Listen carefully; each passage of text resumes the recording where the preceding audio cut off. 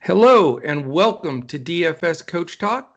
I am Joe Sarvati, affectionately known as Coach, and I am joined here by the one and only Mr. Andrew Hans here on this wonderful February 10th, where everybody in the country is basically freezing right now to talk about golf. So you got to love that. That gives us hope that we can get out there at some point. But we are talking about the awesome AT&T Pebble Beach Pro is really just a pro because there's no AMs this year, no amateurs playing with COVID. So we get a real true test on on a beautiful course. And are you excited to tackle this one, Andrew? I am because it is such a beautiful course. I had the chance to walk part of it. I didn't get to play it because I was in Oh, transit, but walked around the 18th green, took some pictures, and I'd like to get back there and play sometime. But at least we get to watch it this time. And you're right, with no amateurs, it's going to look a little bit different than in years past. We're down to two yeah, courses instead of three because of that, and a lot of the right. top golfers aren't going to be here. Some of them played over in Saudi Arabia last week. Some of them are gearing up for the Florida swing, and with a lot of big events here, they're picking and choosing. And it's going to be cold, and there should be some rain, so it's going to be a little bit different than usual in the pro am. But hey, it's still Pebble Beach. It is. And that weather will definitely create some issues. That's when it gets a little bit tough when you have the winds and weather. The show must go on in golf. But I'll tell you, it's crazy how everybody's freezing all over the country. It's so cold everywhere, even here in Texas. We don't know what to do here. Can't stay warm. Yeah, and that might be a good place to start because on these courses, I'll break them Hmm. down here. We are Sure. down to just the two instead of three. We've got Pebble Beach, which is 7,051 yards. So a Okay. little bit on the short end for a par 72. Same thing with Spyglass. That one measures 7,041 at the tips. Yeah. But because of the cold weather, they're not going to play as short as they could. And Right. I saw an interesting quote from Patrick Cantlay, who's one of the big names who's in the field this week. And he said, if I'm on the East Coast and it's the summer, I could hit a 7 iron 185 or 190, but I hit 7 iron from 157 today in my practice round at Wow. Spyglass. So we're talking a 30-yard difference on a 7 iron. So even though it's just over 7,000 yards, and you start to think, well, I can look at some of these shorter hitters, which we will this week because Right. they are often better in terms of accuracy, and accuracy very important here. But it's not going to be as short as you might think. So guys who can add the length with the accuracy are still very important here. Yeah, and I would assume just the adjustment to the weather and club selection. So it's definitely between the weather and the setup and no amateurs. It's important for us to look at the historical piece of this tournament, which we always do when we're scouting a tournament, but it's going to be different than it has been possibly ever before. So, when I was doing some of my scouting, I was looking at some of the bad weather players too, because I think, some guys just don't do well when they have to hold a club and it's 48 degrees or something. It's just one of those things. So it's going to be an interesting mix. There's some great contests on both DraftKings and Fanduel and Yahoo, all three of them.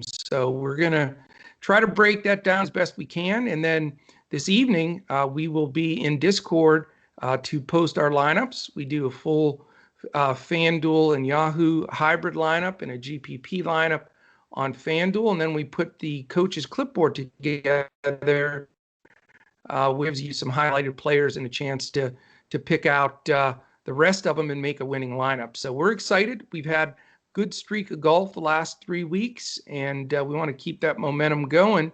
If you're watching us right now on YouTube, please take a quick second and hit the thumbs up, the subscribe button, and also the little alarm or alert button that's up there in the corner. That'll let you know anytime our podcast posts.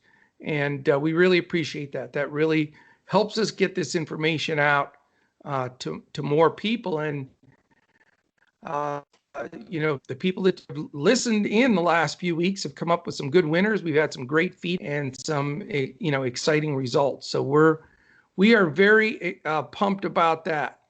All right, let's take a quick look, Andrew. I'm going to update so that it lives up to the minute and look at some of the odds. That always helps us when we're building a lineup. Vegas believes in some guys, gives us a little confidence on if you're in between picks, especially in golf, because they have a tendency to stuff, but you can still get some value guys either way. So I'm going to give you the top 10, and what I'm going to do then is quiz you on, you got to get 3 of the next 5. Okay. Made it way too easy for you last week. So you got Patrick Cantlay's the favorite at 6.5 to 1. Daniel Berger, 13 to 1. Paul Casey's only 15 to 1. Will Zalatoris, 17 to 1. Jordan Spieth, after a good tournament, 20 to 1. Francisco Molinari, same thing. Jason Day, the same. Siwoo Kim, 2,800. Sam Burns, 30 to 1. And Cameron Davis, 32 to 1. So you got the next 5, 3 hits, you're in. 3 strikes, you're out. What do you got? All right. Well, one of the big names that I don't think you mentioned, Ricky Fowler. He is the next on the list, 36 to 1. One Yes. down, 2 to go. All right. How about one of the guys I've liked to play a lot because of his ball striking? I'm disappointed at how high he is this week in price, but it's Kevin Streelman. Kevin Streelman is next. So not only did you get 2, but you got 11th and 12th. You horses. That's another guy, same odds as Fowler. So you got only one more to get. You got 3 guys to pick from. All right. Well, how about the guy with the best course history here, getting a little bit older, but he still has the monstrous calves, Phil Mickelson. Believe it or not, he's 15th. I don't know how, and you got to have courage to bet him, but with a little bit weaker field, he is 40 to 1, and he made it. So Beautiful. A perfect inning for you. Hey, 1, 2, 3, boom. Good way to start the golf week. Done. Jeez. The other 2 were Max Homa and Henrik Norlander, who I like Norlander this week, by the way. Yep. He falls into a spot here. All right, so excellent. That is a little bit there. Why don't we get to your analysis, and that's usually the meat and potatoes of this podcast, and then we'll start giving a few selections here. Yeah, a couple of the stats that I looked at are strokes gained approach and then some putting numbers, and we'll get to those here in a little bit. But I wanted to start out by looking at the course history, like you mentioned. And if you look at the 2019 U.S. Open, it's going to be a little bit different, but because of the course layout and the weather conditions. But I think it's worth a look because this course, especially Pebble Beach, you've got smaller greens and the approach shot is so crucial, and so you get a lot of guys in the U.S. Open and in this regular event year in and year out who aren't as big in terms of length. They really are great with that second shot, and you see it time and time again with the course history here. So if you look at the rankings, guys who are here from that U.S. Open who played well, I'm going to just touch on some of them. Mention a couple that are playing well, guys I like for different reasons. Okay. Ches Reavie finished, I believe, 5th in that event. He's only 7,500 on DraftKings. He's missed 2 cuts in a row, but he's right there, hovering on the edge. So he's a value play you could look at. Chesson Hadley is a GPP option. He's had 3 missed cuts in a row, but he has good course history here. Molinari finished 16th in that event, and he's a guy who had a rough year last year, but his last 2 events tied for 8th and tied for 10th. I like Molinari here in the Ryder Cup year. I think he's hell-bent on getting back into form, and he's there. He's playing well. So Unfortunately, he's getting priced up, but he's in the mix for me. Our boy Paul Casey finished tied for 21st in that event, along with Cantlay. And those are two of the big names this week, two of the higher ranked players. Great on that approach shot. Paul Casey, who stung us last year, that's why we continue to joke about it. He's had Yeah, he was the guy we just couldn't get right, man. Yeah. We just could not get him right. So maybe this is the year that it turns around. We haven't taken him yet. Hopefully, yeah. He's had 3 straight top 12s Yeah, worldwide. and we did, yeah. Including a win. That was overseas, so we weren't playing that event. Yeah. But, is he going to continue that form, or with all the jet lag, is it going to be another stinker for Casey? That's going to be something to look at. So Cantlay was tied with him. He has great recent form, tied for 13th and a second. So he's a high price guy that I like. Furyk, good course history here, including in that U.S. Open. Nate Lashley made the cut. He made the cut last week. He's a streaky player. Duffner played well that week. He's not playing well right now, though. 2 of 3 missed cuts. A few more. Andrew Putnam is a value play. He is 7,400. And the last 2 weeks, he has a tied for 21st and a tied for 7th. Wow. So he's in a good spot. Rory Sabatini. He has, in his last 3 tournaments, he's only had 1 bad round. Other than that, he's been excellent. He's a mid-tier guy you could look at. Tom Hoge, 4 missed cuts in a row, so not playing well, although he had good course history here. Nick Taylor, who won the Pro-Am.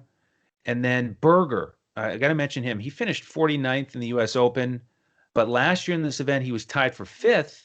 And then last week, I could not believe that when he missed the cut at 200. He missed it by 1 shot, and I had him in all my lineups, and that was really rough. We were still able to cash on FanDuel, but a guy who has just been dominating top 20s, that was not fun to see him miss that cut last week.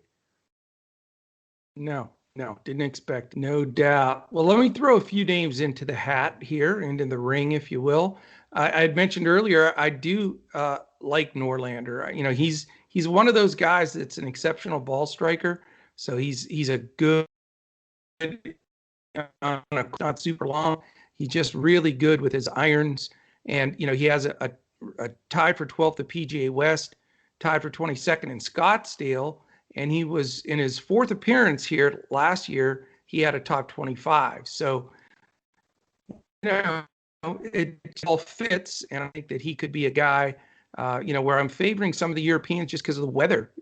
I know it sounds a little silly, but those guys are used to playing in more cold, windy weather, and they can adjust, I think, with their club easier than some of the Americans that are used to playing in perfect conditions. Max Homa, that's a guy I've gone to a bunch of times. He's a local Cal Berkeley guy from that area. And he's finished 10th and 4th in the last 2 years there. So, I like to play him a lot as it is. And right now he's arriving in form. 3 of the last 4 top 25s. And then his last 2 years, good finishes there. So he's one of my this week for a guy that won't be that super high owned. Guy that I also wanted to mention is Matt Jones, the 40-year-old, 11 for 13 with 3 top 10s and 6 top 25s at Pebble Beach. That's playing some good golf at that course. And his personal best he's ever done there in all of those was last year's tournament where he tied for 5th. So you got to like his chances this week. And then I'm just going to repeat a few of the guys you already mentioned, but I also think that they're extremely dangerous. Daniel Berger, his ball striking, man, we've talked about it. His irons are just phenomenal. And he checks every box, finished tied for 5th here last year. And I think he is definitely a guy that's getting a lot of my lineups. And the last 2, Paul Casey, as much as he's our thorn in our side, I mean, you can't deny what you said. He's red hot, and he's just top 20 all over the place, winning stuff. Um, it's an adjustment. It's a long flight. It's the weather, but that's the dude that chops it around in England and Scotland there when it's terrible cold weather, and he does fine. So he's got to make some of the lineups, but I'm not going to have him 100% because I can't if he doesn't make the cut. And then I'll finish with the guy that I don't care what chalk he is. I don't care that his price is the highest. I don't care about anything. This is my guy that I feel like I can plug him in. He's at worst a top 5 in my book, and I can fill out the rest of my roster, and it's Patrick Cantlay.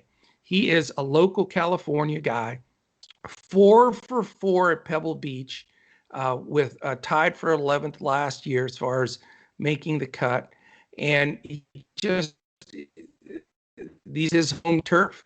Funny story, Andrew. I don't know if I ever told you this, but I ran a large sales firm. I had a national sales team all over the country. And I had a sales rep, beautiful, beautiful young lady, mid-20s, that lived in LA. And guess who she was dating at the time?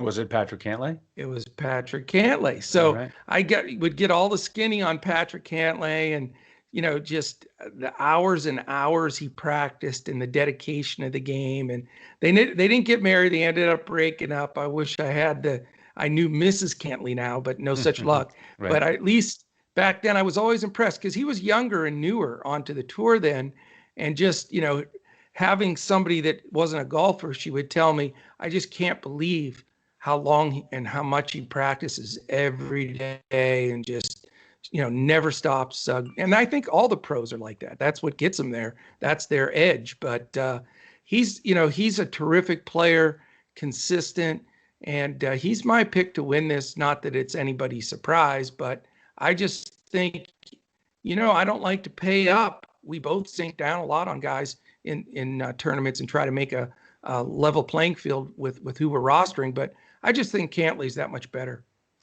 I really like Cantlay this week. The thing is, though, site to site, it's tougher on DraftKings.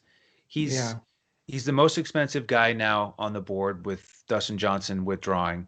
And if you compare him to some of the other top players on DraftKings, he's 1,600 more than Spieth and 2,000 more than Molinari, for example. Wow. Over on Fanduel. Yeah, it's not that much of a spread.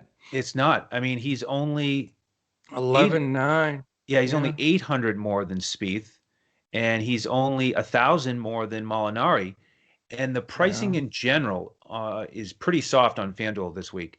I realized something kind of fun, Coach. You can put 4 studs up there and still be able to make a lineup. For example, if you use Cantlay, Spieth, Berger, and Casey, you can still make a lineup with 2 minimum price players. So this is a real opportunity for stars and scrubs. And, we grind on the value players. So I'm not sure that is going to be the GPP build yet for FanDuel this week, but it's in play. I'm going to keep looking at those value players on FanDuel. So if you want to have fun this week and stack your lineup, go to FanDuel. On DraftKings, you have to work a little bit harder. And so I'm more likely to fade Cantlay there to get a little bit more of a balanced approach. But it's not going to be comfortable if I end up fading him on DraftKings for sure. Yeah, it is totally different builds for sure. I was eyeballing the trio of Cantlay, Berger, and Casey, and I can do it. And I was thinking, man, that's some high side players right there. But I'm working on it. Got to find some of your value plays are going to help, and hopefully I can put that together. But we'll see. Well, here's an opportunity for a couple value players. If you look at the strokes gained approach statistic rankings this season, I think that's an important stat this week. Historically, that has been a key indicator of success on this course. Your boy Zalatoris is the highest ranked player in that stat who's playing in this event. Wow. And we know that you've been his number one fan. So if I fade him, everybody run the window and bet him to win it all. Right, exactly. Now, other guys who are high on this statistic are some of the mid-tier value plays. Matthew Neesmith is only 8,000 on DraftKings. He tied for 7th last week in Phoenix. He's coming on. Our boy Kyle Yeah. Stanley, only 7,400, 3 straight top 36 finishes. He's playing really good golf. Harold Varner III tied for 13th last week. He's great with his approach shots. Only 7,700 on DraftKings. Molinari has now. All danger on the shorter courses. Sorry, I just wanted to say Varner's always a danger on the short courses. Yep. Molinari is next on the list. Then we've got Doug Gim, who's only 7,500. His last 2 events tied for 5th, tied for 37th. Ches Reavie, there he is again. Norlander, right there on that ranking. How about Russell Knox from Scotland? He knows how to play in weather. There you go. He's 7,800. And our boy Malnati, also 7,800, tied for 10th at the Farmers. He's really kind of breaking out here in the last year with some good finishes. And he transitions well into the putting statistics. I'll just mention a couple names here. Strokes gained putting this year, he's near the top, and that's why he's done so well. Then we've got Bill Haas, who's only 6,400, and Patton Kizzire, another guy you like in general because of his consistency. He's made 9 straight cuts, and he's 7,600. That's a solid value. I want to add something to Malnati because he's a sleeper for me as well. Do you know that he was in 6th place, staring down a birdie putt, I think to tie for 3rd at the time in the final round last year in this event, and he missed it, ended up finishing tied for 11th. But that's great experience for a guy coming back. And then he's had a pair of top 15s in the last month. So a guy that's cheap that you came up with a couple weeks back when I didn't even know how to say his name completely, and he's now really coming in play and is a consideration. Yeah, he's becoming a force to be reckoned with. And then the last 2 names for putters, our boy Kevin Streelman again, right at the top for strokes gained putting on POA. That's the surface here for the putting greens. And then the other lefty, of course, Brian Harmon, 8,200, sort of par for the course, no pun intended for him recently, with a tie for 36 and a tie for 8th. He just, makes cuts, gets top 40s, and is a solid addition to the lineup. Very nice, man. Very, very good. Couple things real quickly here. If you want to join in and become a member here at Coach Talk, jump into dfscoachtalk.com. That's our website. You can sign up directly through there for as little as a 3-day pass for $10. If you want to take advantage and bet some money on these golfers, for example, then you can take advantage of our BetUS offer, which if you go to betus.com.pa and make your very first deposit with them for $199, use the promo code CoachTalk, all one word, no space. You then send that information to us, tweet it to us, and you will get a free 3-month membership, which is a $225 value with us here at Coach Talk. So it'll cover all kinds of baseball coming up, then all of this golf, and of course, 7-day-a-week NBA that we also do. So love to have you join us. We'll be posting this evening. So once you listen to this podcast, you have plenty of time to join in, and we'll have all these lineups and picks and players in there in our Discord, and plenty of time this evening for you to get them all set for tomorrow's tee off. So we would love to have you there. All right. Any final words, Andrew, from the PGA golf world? I think you covered it. I'm excited about this week, and be sure to join us for Hoops tomorrow as well, as we continue that 7 days a week. And we're going to continue our weekly golf podcast in what should be an exciting 21 season.